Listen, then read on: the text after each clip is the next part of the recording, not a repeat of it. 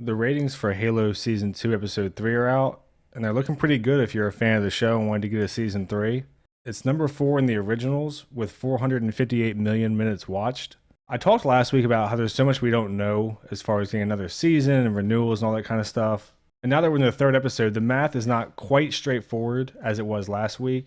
Even though last week there's still a lot of guessing because we just don't know a lot of stuff. For instance, 458 million minutes watched. If 45 million people watched an episode for 10 minutes and turned it off, that's a lot worse than if every single person only watched season 2 episode 3 all the way through. If you do the math for season 2 episode 3, it was 53 minutes, and that was the only thing watched for Halo that entire week, and every person that watched it watched the full episode. You get about 8.5 million. Last week I explained that it was about 3.5 million views for episodes 1 and 2. So if we assume that 3.5 million takes up a chunk of this as people who only watched episode 3 this week, and then the other people watching watched episodes 1, 2, and 3, you end up with about 5 million viewers, which is an increase from last week, and obviously pretty good for the show. Now there's a lot going on there with the numbers and the math. Like I said, you might get people who are like, oh, the show got a season 2, maybe I'll watch the entire first season and then watch season 2. And obviously none of that gets factored in. We don't know any of those numbers. So about 5 to 5.2 million is like the best estimate for Paramount. This would be people who watched either just episode 3 all the way through or episodes 1, 2, and 3 all the way through. So it's definitely a good sign for them. I said last week, and I'll say it again, I'm going to be objective about what the numbers mean, but I am hoping that the show gets canceled. So if you're a fan of the show and you want to continue, you should be optimistic because these are good numbers. 5 million people. It's one of the things that's the most watched on Paramount Plus. At this point in time, it seems like it has a good chance to get renewed. Obviously, we have to wait and see what the rest of the numbers are. Paramount knows what all the actual numbers are, so there could be way more going on than we realize. If you're a person who wants the show canceled like me, then you have to look at it as, why hasn't season 3 been announced yet? Obviously, the finale is coming out in a week. Maybe it'll happen the day after or the day of, or the show will end with a to be continued in season 3, and that'll be the announcement. But as of yet, it's just rumors. Someone said that Pablo Schreiber's contract ends in April or May, and as of now, it hasn't been extended. That's not something I looked into, but we'll see. Something I also thought was interesting recently is in my other ratings video in the comments posted, and I'll post the link in the description of this video. There's about a 20-minute interview with Kiki Wolf, who's one of the executive producers for the show. She's been super involved with Halo for a long time. Honestly, I think she's terrible, and she's a huge part of why Halo has fallen off so much. But that aside, the video is about an hour and a half, but her part's about 20 minutes. And it's kind of a puff piece interview.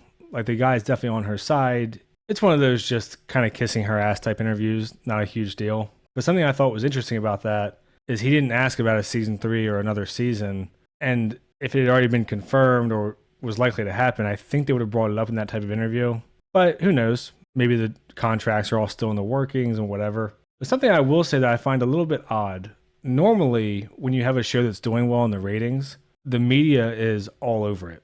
Like, they're really pumping up, this show's doing well, the studio is really happy. The first season for Halo, if you look up the season 1 viewership, the only thing you'll find, because the show never cracked the Nielsen ratings because Paramount was too small, so the only thing that you'll find is the same article over and over saying that it was Paramount's most watched show in 24 hours for the premiere, and it was over 5 million households. They've never announced another number as far as I'm aware. And this season has been the same thing. If you go to look for the numbers, all you'll see is people talking about how the critics have it at a 94 on Rotten Tomatoes and how good the critical reviews are. There's nothing about viewership numbers. I tried to check Samba TV because that actually does just households, but they don't have Halo in any of their stuff. To be fair, they don't break it down into originals and everything. They just kind of do top 10s. It could be number 11 in households and we just don't know, or Paramount could just not be a part of it. I'm not sure. But I mentioned in my last video, so I'll just mention it real quick here, that the 94 thing on Rotten Tomatoes is a little bit misleading because there's only been 17 critical reviews, and almost all of them give the show like a 6 out of 10. And that's the first couple episodes where people were pretty high on it with the new staff and the new writers and blah, blah, blah. And I think the show has gotten worse as the season's gone on. So the math gets a little bit trickier now.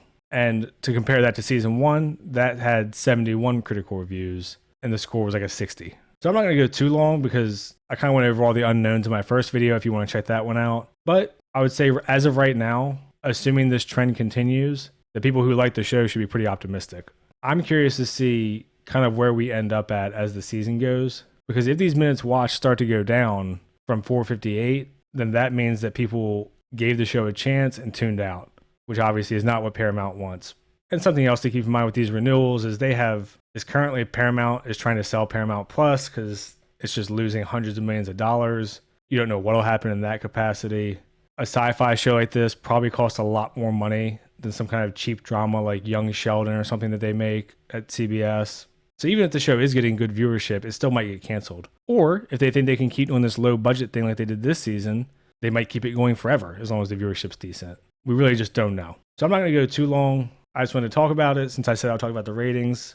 Obviously, I'm not going to stop talking about it just because the ratings look good. If they look good and it gets renewed, so be it. It's not what I want, but I'm one person out of however many millions watching or not watching. So I'll leave it there. If you kept up with this kind of thing, let me know what you think. Do you think I'm being charitable with the numbers? Uncharitable?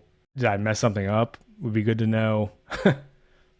So the way that I did it, just to be clear, is I did 3.5 million people, which I assumed carried over from episodes 1 and 2, times 53 minutes. And then I subtracted that from the 458 and then divided that difference by the runtime for episodes 1, 2, and 3. And that way you catch all of the viewership for just season 2 for the week.